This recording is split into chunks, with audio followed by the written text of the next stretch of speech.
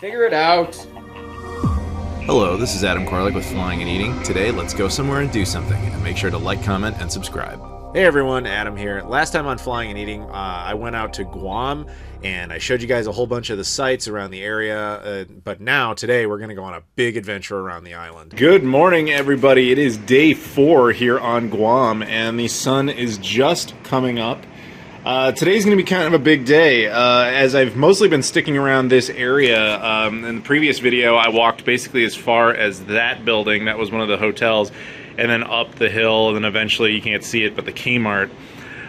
Today, though, is Brian's day off. You guys saw him in the first one. And he and I are going to go cruising around in his car and hit up a bunch of spots that I'm looking forward to showing you guys. Today should be a very big, adventurous, crazy day. But before all that happens, got to go have the Breakfast of Champions. And I don't mean Wheaties, because that stuff's really not all that good. But we're going to go over to get eggs and things and have something solid. So despite being in Guam, I went for a Hawaiian French toast, because I had French toast the other day. Now I need to try eggs and things as crazy as French toast. And this is what they had. It's a Hawaiian-themed one. So it's thick-cut Hawaiian bread with pineapple, coconut, whipped cream, and macadamia nuts. Yes, the BDs awaits. So I've obviously butchered it, but this is basically a whipped cream, and you just kind of put that all over. And you can put syrup on there. I did put some. It doesn't really need it, not surprisingly. It's basically a sweet bread to begin with, plus pineapple, coconut, all that. Now you can change out the toppings, but that was the specific combo I wanted, and I do not regret it. Ugh, that was everything I wanted it to be. I'm very happy with that decision. ABC stores, that's actually a chain in Japan and Hawaii, but they also have them here. Actually, my buddy Brian works at one of those. They sell a bunch of trinkets and things like that, but also, you know, it's kind of like a convenience store a little bit too. You can get some snacks and whatever. Well, I'll show you guys one later. Actually, I bought a hat there once, that exact store. So one of the things is they don't have any pro sports teams here. It's just too far away from the mainland, but they like their sports. So I found a Chicago Bulls hat, but it had replaced Chicago with Guam. So I always joked that it was like my beloved Chicago Bulls. They just couldn't make it in Chicago, not a big enough market, so they got relocated to Guam. What up? Yeah, Brian's with me now. So now we're cruising. Now you guys might remember, there was a video I did a few months ago when I was out in New Jersey, and we went into this liquor store, and the woman running it was this Hungarian woman who used to be in, she used to live here. Yeah, she used to live in Guam, and she asked me if I could go get this certain spice for her at a place called Tokyo Mart. So we're going to Tokyo Mart, but there's a little bit of a sad story with this. She got back to us, can't remember what the thing is called. So I can't really buy it, but I'm going to show you. I went. I did my part. We'll ask. Well, we will ask too. What are we going to ask them? Do you have spices? Do you have spices? And then they go, yes. A giant aisle. Can you narrow it down? Yeah. Nope, can't do that. Oh no, it's a small place. Well, see, here we are, guys. I did it. I technically accomplished my goal. I got out to Tokyo Mart, and I would have totally gotten this spice for this nice lady, but if she doesn't tell me what I need to get, it's kind of hard for me to do that. So we can both kind of see why this lady wanted us to come here. This is awesome. There's a ton of great stuff in here. We assume what she wants is here, but since she cannot describe it to us or tell us a name, there's nothing I can do. I think we were hoping there would just be one thing called Japanese spice, and that would somehow make it work. We have a feeling this is the section, because these are all the powders. Now this is a white powder based on a pepper, black pepper, hot pepper, chili pepper. These are all kind of standard. This one is actually called Japanese pepper. So I've decided we're just going to gamble and hope that the dice roll in our favor. No idea if this is correct. There's a very, very high probability that it is wrong. But I went for it. And we'll just see how this eventually plays out one day. So this is a cool shopping mall complex. There was a Chuck E. Cheese right there. I guess it's gone now. There's a movie theater there. And in that movie theater is where I saw Avengers Endgame. Why not? No, Infinity War. I saw Avengers Infinity War there. So right here in this area, you have a great view of the bay. You can see the Sheridan. But this is kind of sentimental for me because this is actually like when I took my mom here once, she stood basically right there and we took photos of her with that as the background. Ultimately, she took a photo standing from about this vantage point, and this would go on to be a photo that we used at her funeral for those little cards. Okay, Brian, we are at a very special location. We're gonna go right up there, and you guys are gonna see one of the greatest things that exists on this island. I love it, and I think you'll love it too. It's hard not to. Welcome everybody to Coffee Slut. It is exactly how it sounds. There is no better coffee place in the world to describe my personality. Love this place. Remember one time Brian was down here with me and our buddy Matt was with us, and we went in and we went like full entourage style. We were like hanging around inside. I was talking to the owner for a little while, and then eventually he was just like, yeah, set these guys up with drinks. So like, we all got free coffees and stuff. Didn't you guys get like the alcohol coffee too? No. What? I remember Matt getting that stuff. Wait. Brian has a terrible memory, unfortunately, but he remembers at least that happened. He gave you that coffee though, that really fancy. Yeah, he gave me a bag of coffee, which I ended up showing in a video too. It's good stuff. Oh yeah, you did. I did, yeah. You guys may have noticed in my main channel, I have these in the background of every one of my videos. Got various shirt options. I'll be there in a second. Feeling slutty. Yeah. So we both have our coffees. They gave us some free cookies, which was nice of them to do. And the Sega Pluto's enjoying himself over here too, getting a little bit of sun, enjoying the beach view out there. So if you're ever out in Guam, I actually highly recommend this place for a multitude of reasons. They don't have Starbucks here specifically, but this is infinitely better. It's got a great chill environment. You can go inside, relax, there's air conditioning, there's like all sorts of just stuff in there. Bathrooms, of course, free to use. Great drinks, super friendly staff. Highly recommend this place. So Brian and I are just going to cruise around right now and just kind of show you a lot of highlights, geographic highlights of Guam. There's a lot of nature here, not surprisingly. We'll just kind of roll around and you guys can just kind of observe and see a lot of the beaches, which are very clean and look very nice. Some of the little sites and historic things that we can come upon. Eventually we'll do some like straight up sites as opposed to just like random little monuments and so on and so forth. But overall you should get a nice little view of what it's like to be able to cruise around Guam and the kind of different types of things you can see. There's way more than this. This is just kind of like the appetizer sampler platter, but I figured it would be somewhat interesting. Look at that view, guys. Usually the waves are not this intense like around most of the island in my experience, but then again, I've mostly been hanging around like the nice beaches like in Timon and stuff. This would be more like the surfer stuff, but don't do it because you'll just smash into a bunch of rocks. No, you don't want to surf. Yeah, exactly. Still, it's a great view. Great view. So we are at the War in the Pacific Memorial on Guam. Now, something that I don't think is particularly common knowledge is, so everybody remembers Pearl Harbor, right? You know, December 7, 1941, Japan attacks. What they tend to forget or never are even taught, because the truth is, I went through the American education system and we were never taught this. But that exact same time when the Japanese are bombing Pearl Harbor, they were attacking right here on Guam. They were also attacking the Philippines, which back then was part of the United States. How many of you did not know that? And you're right, because they never bothered to teach it to us. But yeah, they have a whole big memorial thing about the Japanese attack and invasion of Guam, which was completely controlled by Japan until the end of the war when the Americans liberated it, and it was restored right back. But out here, if you look on the left, that is actually Point Udall. That is the furthest western point of the United States. And on the right, with those little factories, that almost goes as far, but not quite as far. The left side is completely controlled by the U.S. military and Navy, so it's not accessible to the public, at least not currently. But on the right, it's all like privately owned factories and stuff, and then there's a lot of uninhibited, like land that's not really developed. So maybe one day they'll build a road so you can basically go out to the other point and look at the westernmost point. But currently, I think it's you can get like up to the harbor around there and then kind of look. Here we have a bunch of information about the bonsai charges during the war. More information about the invasion of Guam. And that's like the Guam symbol, isn't it? Like we saw that earlier with the, yeah. That's our logo. The logo, okay. Yeah, you see it on, I know what you mean. You see it on stuff, the attack, occupation, liberation, when the Japanese came in. And then they did bad things, we'll leave it at that. And then the U.S. came in and liberated the territory back. And it looks like it was liberated August 10th, 1944. Yeah, the U.S. came in and did that. And this is the wall memorial. I'm assuming to not soldiers, but just citizens. I don't know.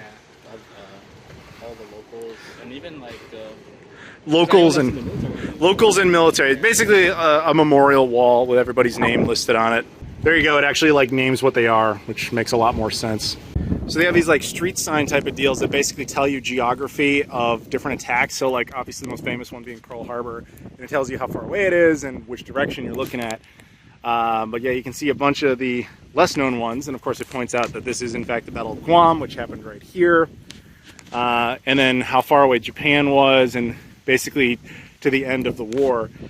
But yeah, interesting little memorial, and I think it deserves more exposure because it's kind of fundamentally sad that American history doesn't really teach, first of all, that Guam is even part of America, and secondly, that it got invaded the exact same day as Pearl Harbor. So we are up at Magellan's Lookout, as in the infamous Magellan. This is actually where the Spanish originally landed.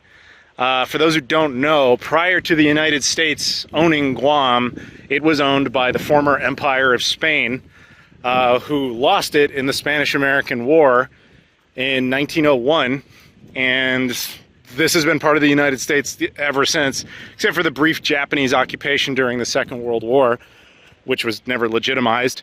But this is just something the U.S. gained when Spain surrendered to the U.S., and here we are.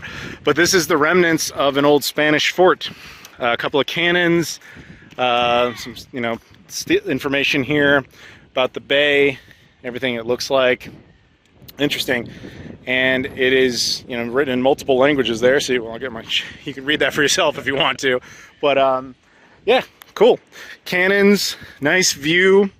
We're on the southern side of the island, right? probably the southernest point. So this is, well, he thinks this is the southernmost point of Guam. It is, again, not a very big island, pretty sure. So in Magellan is the type of dude who would just land on the southernmost point despite coming from the north. But that's how it rolled. But there you go, guys. You saw the southernmost point of Guam. Now you can go tell your parents about that. They'll think that's pretty cool. I just wanted to stop and show you guys something. This is Hotel Santa Fe. This is where I used to stay all the time. Unfortunately, this hotel no longer is operational. I don't know exactly what it's doing now. In the pandemic, it seems to be some sort of quarantine facility. But what was interesting about this one is this was the last locally owned hotel on the island. The rest are all basically chains. And this was, I really liked this one. So that used to be a much nicer pool. I'll throw in a photo of what it used to look like. But then you would come out and you would have this immediate like beach access. So I would stay in there, you'd come out, have the pool in there. Spent a lot of time in that water. That was my paradise. It wasn't the Sheraton, of course, but it was quite nice. So that's Alupat Island out there. I used to walk out there. It was pretty cool. Although it hurt, you would step on a lot of shells and stuff. And then you have the Santa Fe Grill, which had really, really good burgers. It's just a shame to me that this place doesn't quite operate anymore. But that's what happens. So next to the Santa Fe is Shirley's. This is a chain here. There's a few of them. Think kind of like a more high-end but local version of a Denny's.